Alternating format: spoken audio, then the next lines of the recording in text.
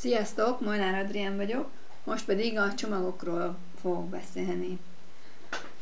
Tehát van a legkisebb csomag, ez a starter csomag, ami gyakorlatilag arra való, hogy belépjél a rendszerbe. Ide leírok egy pár ismérmet vele, tehát csak és kizárólag arra szolgál, hogy elfoglald a helyed.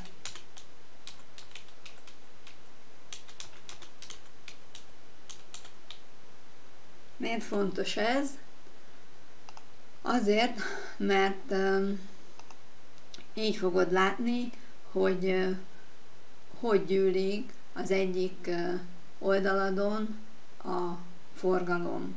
Innentől kezdve a rendszer fogja számolni az alattad megjelenő forgalmat, és hogyha te bármit csinálsz, akkor az igenis már számítani fog neked is. Hogy ezt majd elmondom, illetve ezt majd menet közben meg fogod érteni. Kettes számú dolog, amiért jó ez a csomag, az azért, mert már mint aktív tag, ugye, bekerülsz egy belső csoportba. Ott pedig kapod az infót nap mint nap, ha kell, ha nem, de nagyon hasznos, mindenféleképpen nagyon hasznos. Akkor a harmadik nagyon fontos dolog, az pedig jelentős szerepe van ennek a pici csomagnak a split stratégiában.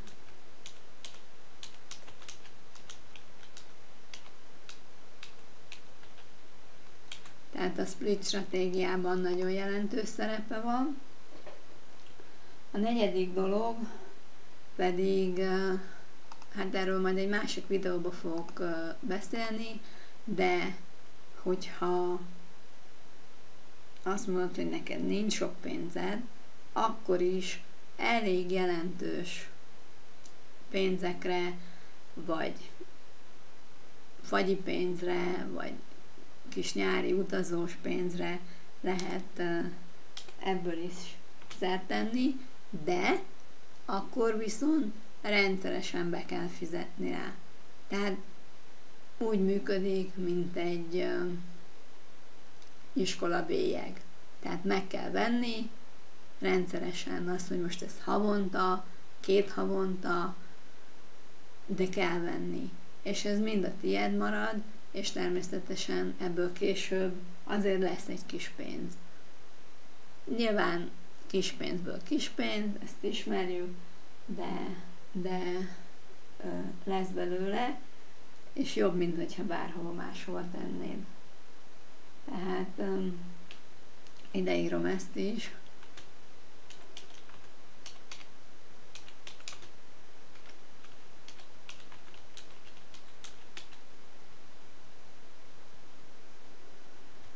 Hát, hogy is írom azt, hogy fagyi pénzt. Lehet, hogy nem ez a legjobb szó rá, de most hirtelen nem jut eszembe. Pénzt. Nem jut rá jobb szó eszembe. És ami nagyon fontos, ez a mire nem való.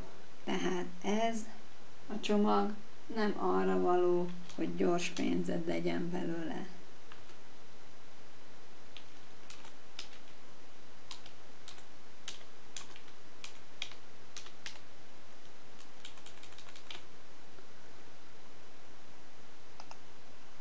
Általában az olyanok, akik ilyen kis pénzzel lépnek be, azok kezdenek el a végén mindenféléket összehordani, hogy ez nem is működik, ez nem is jó.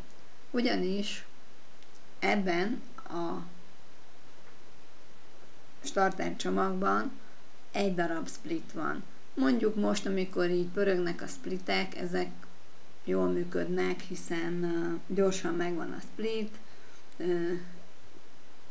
viszonylag 2-3 hónapon belül kibányászódnak a coinok, de utána nem lehet őket eladni gyorsan.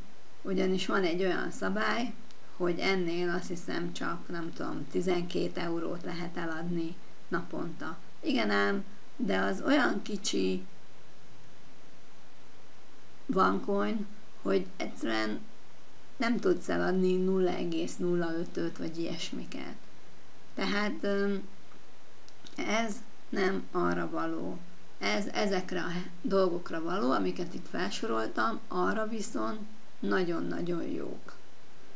Jó, úgyhogy a következő csomagról majd a következő videóban. Köszönöm a figyelmet, szia!